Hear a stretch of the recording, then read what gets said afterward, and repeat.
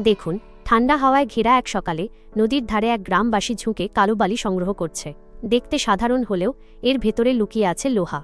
আগ্নেয়গিরির শিলা ভেঙে এই বালি তৈরি হয়েছে, যা বছরের পর বছর ধরে জলের সাথে ভেসে এসে নদীর পাড়ে জমেছে। ম্যাগনেটাইট এবং হেমাটাইট দিয়ে তৈরি এই বালি আসলে একটি গুপ্তধন।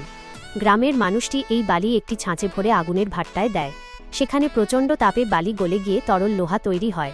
প্রতিটি আঘাতের সাথে সাথে ধোঁয়া ওঠে এবং ধাতুর মধ্য থেকে সালফার, ফসফরাসের মতো অপদ্রব্যগুলো বেরিয়ে যায়। ধীরে ধীরে সে সেই গলিত লোহাটিকে ঢালে এবং পেটায়। কখনো একে সোজা দণ্ড বা বার তৈরি করে, আবার কখনো সেটিকে বারবার বাঁকায়। প্রতিটি বাঁকের সাথে সাথে ধাতুটির একটি নতুন স্তর তৈরি হতে থাকে। তরবারির জন্ম।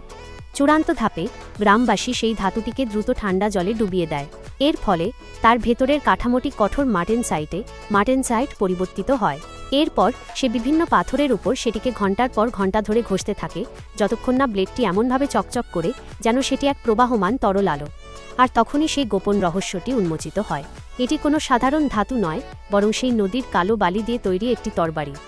মাটির বালি থেকে শুরু করে ধারালো ফলক পর্যন্ত এই যে যাত্রা, তা পুরুষানুক্রমে চলে আসা কারিগরি দক্ষতা।